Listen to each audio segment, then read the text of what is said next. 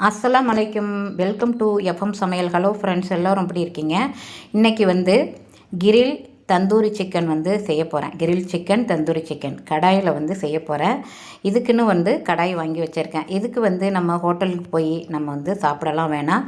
நம்ம வீட்லேயே வந்து பசங்களுக்கு பிடிச்ச மாதிரி நமக்கும் பிடிச்ச மாதிரி செய்திடலாம். லெக் பீஸ் வந்து ஃபுல் சைஸாக வந்து கட் பண்ணி வாங்கிக்கோங்க.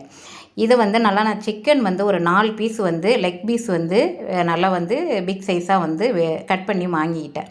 இதை என்ன செய்யணுன்னா நல்லா வாஷ் பண்ணிவிட்டு நான் லெமனும் உப்பும் போட்டு இன்றைக்கி வந்து வாஷ் பண்ணிவிட்டு இப்போ வந்து அதை வந்து மசாலாலாம் படுற மாதிரி இதே மாதிரி கட் பண்ணிக்கணும். நெருக்கமாக வந்து கட் பண்ணக்கூடாது. இது கொஞ்சம் இடைவெளி விட்டு தான் கட் பண்ணேன். அப்போ தான் அந்த மசாலாலாம் அதில் வந்து இறங்கும். அதனால் கட் பண்ணுறது 4 பீஸும் வந்து நம்ம கட் பண்ணி எடுக்கிறேன். இந்த அளவுக்கு வந்து புதுசாக கற்றுக்கிறவங்களா இருந்தால் இந்த மாதிரி வந்து கட் பண்ணிக்கோங்க. இதுக்கு வந்து நான் கடாய் வந்து ஒன்று வாங்கி வச்சுருக்கேன். கடாய்னா நம்ம கிரில் சிக்கன் பண்ணுற மாதிரியே இருக்கும். தந்தூரி சிக்கனும் பண்ணலாம். இதுக்குள்ள மசாலா வந்து கண்டிப்பாக வந்து பிரியாணி மசாலா ஒரு டீஸ்பூன் சேர்த்து பாருங்கள். அட்டகாசமாக இருக்கும் டேஸ்ட்டு. அப்புறம் 1 டீஸ்பூன் பிரியாணி மசாலா, இல்லைன்னா சிக்கன் 65 இருந்தால் மசாலாவும் நீங்கள் சேர்த்துக்கலாம். அதே சமயம் பிரியாணி மசாலா 1 டீஸ்பூன் வந்து சேர்த்து பாருங்கள், அவ்வளோ அருமையாக இருக்கும். மிளகாய்த்தூள் 1 டீஸ்பூன், அப்புறம் வந்து மஞ்சத்தூள் ஒரு 1/2 டீஸ்பூன், கரம் மசாலா 1 டீஸ்பூன், அப்புறம் மல்லித்தூளும் நான் 1 டீஸ்பூன் சேர்த்துருக்கேன். சுவை கூடுதலாக இருக்கும்னு நீங்கள் இருந்தால் போட்டுக்கோங்க, இல்லைன்னா குழம்பு மிளகாய் பொடி கூட சேர்த்துக்கலாம்.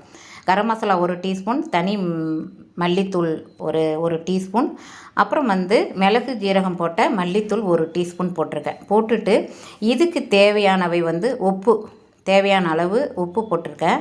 போட்டுட்டு இதுக்கு ஒரு சின்ன டிப்ஸு, இது தந்தூரி ரெஸ்டாரண்ட் ஸ்டைலில் எப்படி இருக்குன்னா ஆயில் சேர்த்துக்கங்க 2 டீஸ்பூன் அளவுக்கு. இதுக்கு கார்ன்ஃப்ளவர் மாவு சேர்க்கக்கூடாது. ஏன்னா அது வந்து சிக்கன் 65க்கு தான் சேர்க்கணும், இதுக்கு சேர்க்கக்கூடாது. 2 டீஸ்பூன் அளவுக்கு இஞ்சி பூண்டு பேஸ்ட்டு சேர்த்துக்கணும்.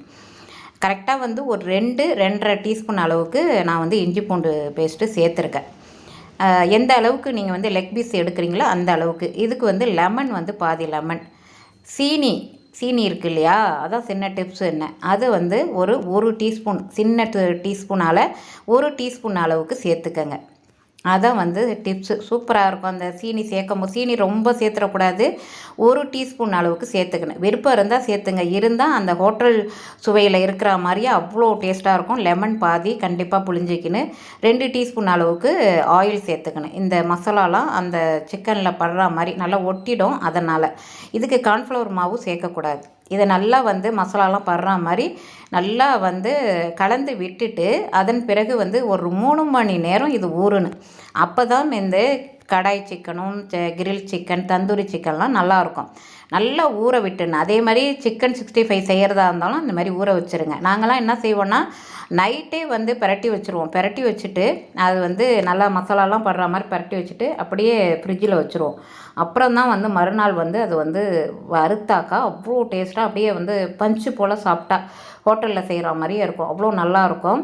நாங்கள் அந்த மாதிரியும் செய்திருக்கோம். ஆனால் 3 மணி நேரம் ஊறுனா போதுமானது. இதுக்கு வந்து கலர் சேர்க்கலை. தனி மிளகாய்த்தூள் ஒரு 1/2 டீஸ்பூன் வந்து கூடுதலாக சேர்த்துட்டேன். ஃபஸ்ட்டு ஒரு டீஸ்பூன் சேர்த்துருக்கேன். இது கலர் சேர்க்காதனால நான் வந்து காஷ்மீர் மிளகாய்த்தூளாக இருந்தாலும் சேர்த்துங்க. நான் வந்து வீட்டில் உள்ள தனி மிளகாய்த்தூள் தான் போட்டிருக்கேன். போட்டுட்டு ஒரு 3 மணி நேரம் இது ஊறணும். 3 மணி நேரம் ஊறினோடனே தான் இது வந்து நல்லா நமக்கு சூப்பராக வரும். ஹோட்டல் ஸ்டைலில் வரும். இதுக்கு தான் இந்த கடாய் தான் வாங்கியிருக்கேன். இது ஒரு 2-3 முறை நான் வந்து இந்த சிக்கன் செய்துட்டேன். கிரில் சிக்கன் செய்துட்டேன். அப்புறம் வந்து தந்தூரி சிக்கன் நிறைய செய்திருக்கேன். அதில் கிரில் சிக்கன்னா அந்த கிரில்லில் வந்து ஓட விடுவாங்க. அதனால தான் கிரில் சிக்கன் அந்த மிஷின் மாதிரி இருக்கும்.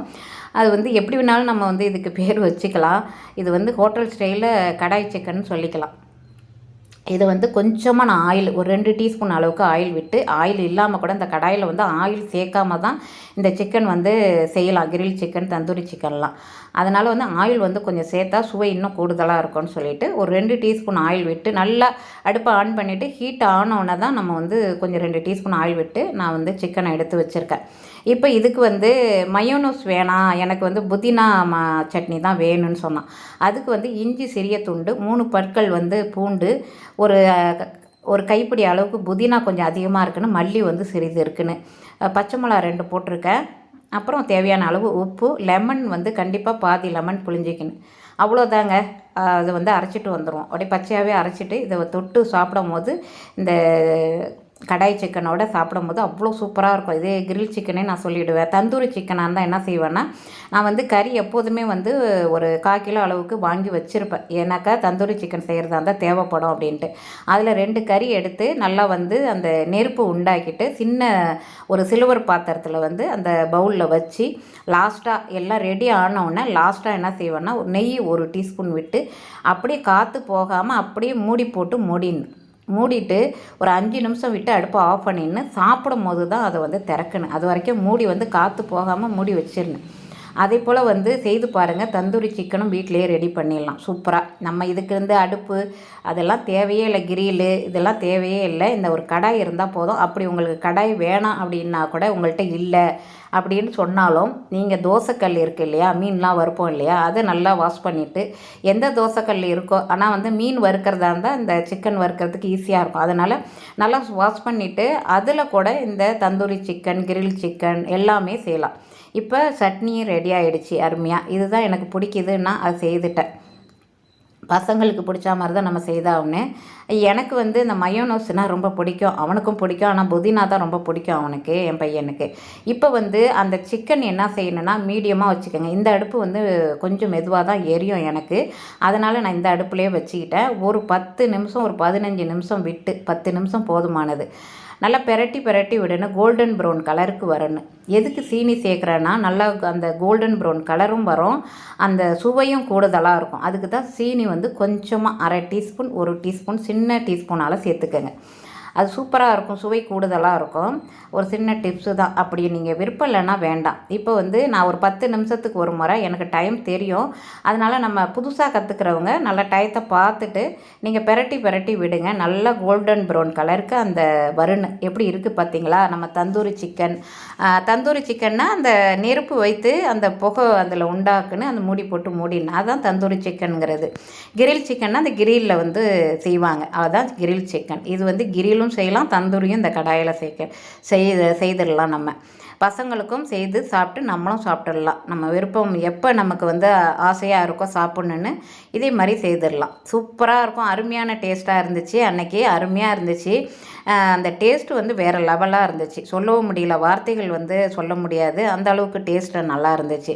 இதை ஒரு 10 நிமிஷத்துக்கு ஒரு முறை பெரட்டி விட்டு நல்லா வந்து வெந்த உடனே அது நல்லா பஞ்சு போல் இருக்கணும்.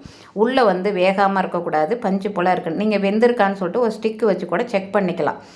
ஏன்னா வேகாமல் இருந்தால் சாப்பிடும் போது நல்லா இருக்காது. எல்லாருமே டேஸ்ட்டாக இருக்குன்னு அப்படி சாப்பிட்டு வீட்டில் வந்து விரும்பி சாப்பிட்டாங்க. ரொம்ப நல்லா இருக்கே இன்றைக்கி அப்படின்ட்டு. ஏன்னா அதில் வந்து ஒரு சின்ன டிப்ஸு சேர்த்தேன்.